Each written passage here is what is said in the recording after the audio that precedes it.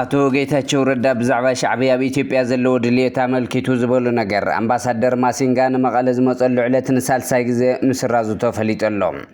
ደንበር ጥሒሳ ዝተረኸበት ድሮን ብልጽግና ድራር ሚሳኤል ሱዳን ኮይናላ ጀነራል ብልጽግና ብዛዕባ ምድላው ኩናት ኢሉ ንህወሓት ይኸስስ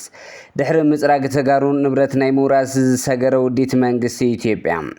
ኮሚሽን ሃገራዊ ምክክር ኢትዮጵያ ኣብ 15 ሐምለ 2026 ዝጅምር ሃገራዊ ዋዕላ ንምዝታይ ዘኽእሉ 8 ጉጅለ አጀንዳታት በወግዕ ፈልዩ ከም ዘሎ ፍሊጡ ዋጋ ነዳዲ ሃገራት ኢራንን አሜሪካን ኩናት ቅድሚ ምጅማር ይሽየጠሉ ናብ ዝነበረ ዋጋ ምውራዱ ተገሊጸሎ ኣብ መወዳእታ ዜናና ዜና ዕረፍቲ ወላዲት ፕሬዚደንት ኢሳያስ አፈወርቂ ወይዘሮ አዳነች በርሀ ብ22 ሰነ 2026 ኣብ መበል 97 ዓመተን ዓሪፈን ኣለዋ ሕዚ ድማ ናብ ዝርዝሮም ክነስግረኩም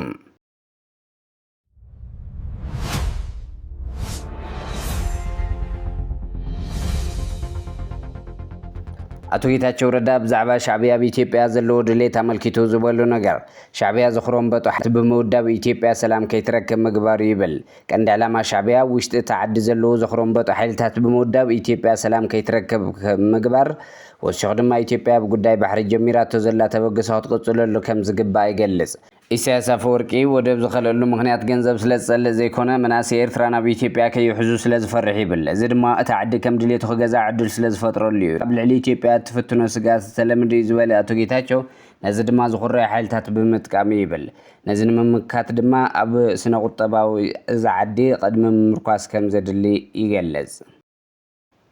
አምባሳደር ማሲንጋ መቐለ ዝመጸሉ ዕለትን ሳልሳይ ግዜ ምስራዙ ተፈሊጠሎ ማሲንጋ መቐለ ዝመጸሉ ምክንያት ንሌትናንት ጀነራል ታደሰ ወረደ ናብ ፕሬዚደንት ግዚያዊ መምሕዳር ትግራይ ክምለስ ኣሎ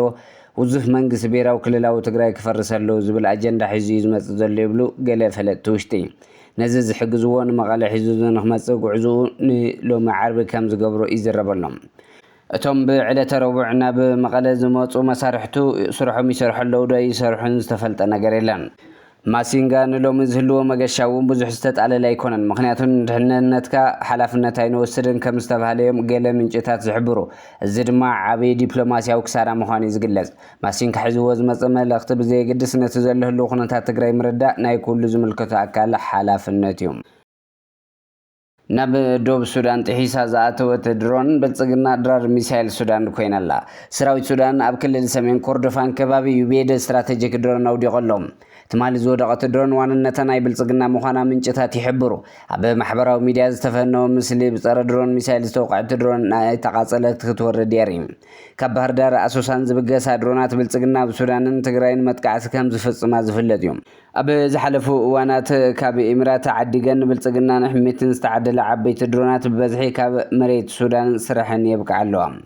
ኣብ ወርሒ ሰነ ጥራሕ መበል ሳልሰይቲ ድሮን ኣብ መሬት ሱዳን ሻብ ብልጽግና እትንኮ ሓይሊ ኢሉ ዝተኣማመነለን ድሮናት እናተመንጠልኦ ምዃነን ይዕዘብ ኣሎ ካብ ቱርክን ኤሚራትን ሃፍቲ ሃገር ኣህጊሩ ዝዓደገን ዝተለቅሐንን ድሮናት ብዙሕ ትፅቢት ተገይሩለን ሰራዊት ሱዳን ኣብ ቀረባ ክሓድራ ይገብረን ኣሎም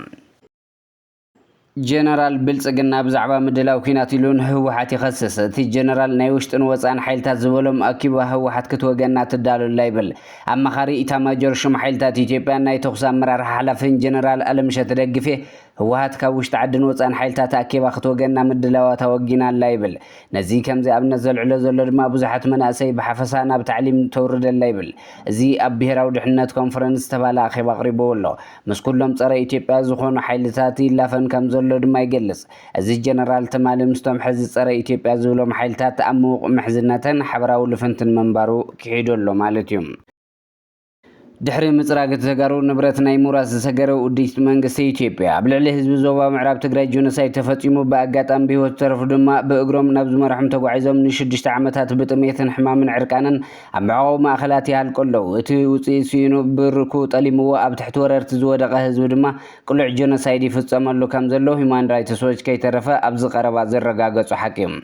ሕዚ ድማ ካልእ ኡዲት ተቐጺሉ ኣሎ ብፖሊስ ምጽራግ ዓሌት ወይ ከዓ ኤትኒክ ክሊንሲንግ ዝተዓጀበ ሰፈራ ድሕሪ ምፍጻም እቶም ሓደሽቲ ሰፈርቲ ንብረት ተጋሩ ከወርሱ ዝኽእሎም ኣሰራርሓ ተዘርጊሑ ኣሎ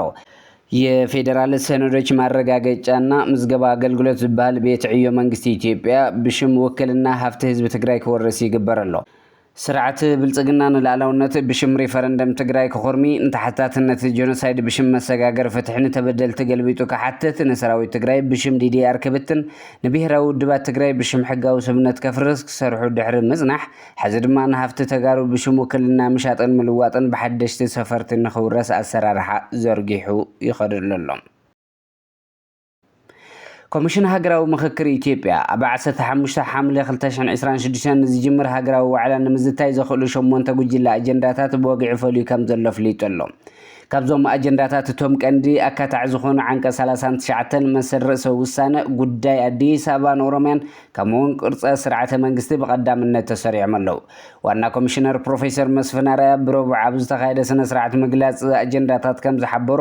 እዞም 8 ሃገራዊ ኣጀንዳታት ኣብ ዝሓለፈ ዓመት ብደረጃ ሃገር ኣብ ዝካየደ ኣኼባታት ካልእ መንገድታትን ካብ ዝተኣከቡ ሓሳብ እዮም እቲ ኮሚሽነር ከም ዘብሮ እቲ ቀዳማይ ኣጀንዳ ህንጸት ሃገር ዝብል ኮይኑ ኣብ ትሕቲኡ መንነትን ዋንነትን ሃገርን ከምኡውን ሓበራዊ መንነት ክብርታት ዝብሉ ንኡሳት ቴማታት ተኻቲቶም ኣለዉ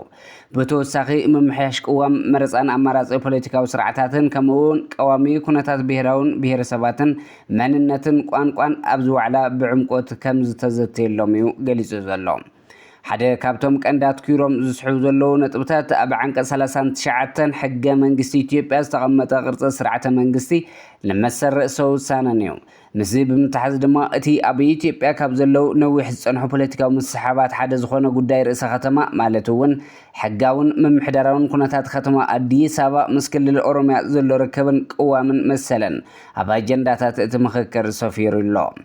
በተወሳኺ መጻኢ ዕጫ ከም ድሬዳዋ ከተማ ጉዳይ ዋንነት መሬትን ሃገራዊ ዕርቅን ኣካል ናይ ተሓፈሻዊ ዘተ ክኾኑ እዮም እዞም ናይ መወዳእታ ኣጀንዳታት ኣብ ደረጃ ፌደራልን ክልላትን ምስ ህዝቢ ዝተኻየዱ ናይ ምክክር ዋዕላታት ተውጻጽኦ ኮይኖም ኣብ ትግራይ ግን ብሰንኪት ዘይርጉእ ጸጥታዊ ኩነታት ኣጀንዳ ናይ ምትእኻብ ንጥፈታት ከይተኻየደ ተሪፉ ኣሎ ይኹን እምበር ዝተወሰኑ ተወለድቲ ትግራይ ነበርቲ ኣዲስ ኣበባ ዝተረኽብሉ መድረኽ ተዳልዩ ምንባሩ ዝዝከር እዮም ዋጋ ነዳዲ ሃገራት ኢራንን ኣሜሪካን ኩናት ቅድሚ ምጅማርን ይሽየጠሉ ናብ ዝነበረ ዋጋ መውራዱ ተገሊጹ ኣሎ ክልቲአን ሃገራት ናብ ኩናት ቅድሚ ምእታውን ሓደ በርሚል ዘይተጻረየ ነዳዲ ካብ 73 ክሳብ 74 ዶላር ይሽየጥ ምንባሩ ዘዘኻኸረ ጸብጻብ ቢቢሲ ኣብ ዝዋን ድማ ኣብ ክሊ 72-74 ዶላር ይሽየጥ ምህላው ሓቢሩ ከም ሳዕቤን እቲ ኩናት ኢራን ነቲ 20 ሚእታዊ ነዳዲ ዓለም ዘመሓላለፈሉ ወሽመጥ ሆርሙዝ ምዕጻዋ ዋጋ ነዳዲ ዓለም ብልዕሊ ቅልጣፈ እናወሰኸ መጽንሑ ዝገለጸ እቲ ጸብጻብ ክልቲአን ሃገራት ስምምዕ ምቁራት ተጻውኦ ምግባርን ስዒቡ ዋጋ ነዳዲ ምንካይ የርድዮ ኣሎ ልኡኻት ቴህራንን ዋሽንግተንን ኣብ ስዊዘርላንድ ድሕሪ ዝግበር ዝርርብ ድማ ኣሜሪካ ኣብ ልዕሊ ደጋዊ ንግዲ ነዳዲ ኢራን ኣንቢራቶ ዝጸንሐት እገዳ ምልዓላ ስዒቡ ብወሽመጥ ሆርሙዝ ዝሓልፋ መራኽብ ብቁጽሪ ወሲኸን ኣለዋ ኣብ መወዳእታ ዜናና ዜና ዕረፍቲ ወላዲት ፕሬዚደንት ኢሳያስ አፈወርቂ ወይዘሮ አዳነሽ በርሀ ብ22 ሰነ 2026 ኣብ መበል 97 ዓመተን ዓሪፈን እቲ ብመንገዲ ወግዓዊ ገጽ ፌስቡክ ሚኒስትር ዜና ኤርትራ 25 ሰነ ዝተዘርግሐ ሓበሬታ ከም ዘመላኽቶ ስነ ስርዓት ቀብረን ብ24 ሰነ ፕሬዚደንት ኢሳያስ አፈወርቂ ሰበስልጣን መንግስቲ ኤርትራን ሓዊሱ መራሕቲ ሃይማኖትን ስድራ ቤትን ኣብ ዝተረኽብሉ ኣብ ከባቢ ኣስመራ ኣብ ዝርከብ መኻነ መቃብር ተፈጺሞሎም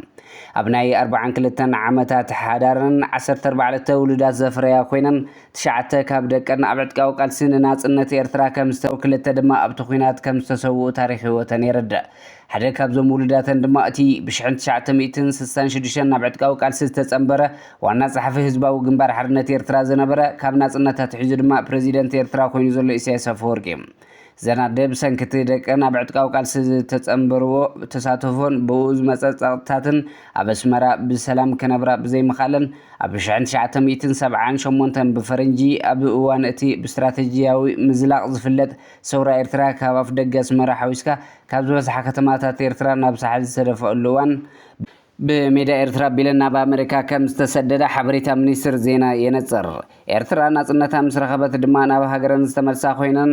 በዓል ቤተን አቶ አፈወርቅ አብርሃም ኣብ 1993 ብፈረንጂ ዓሪፎም ወይዘሮ አዳነሽ ድማ ኣብ ዕለተ ሞተን ኣብ ኤርትራ ክነብራ ጸኒሐን ኣብ 97 ዓመተን ዓሪፈን ስነ ስርዓት ቀብረን እውን ቅድሚ ትማሊ ዕለተ 24 ሰነ 2026 ከም ዝተፈጸመ ቢቢሲ ዜና ትግርኛ ሚኒስትር ዜና ኤርትራ ጸሪሑ ጸብጺበሎም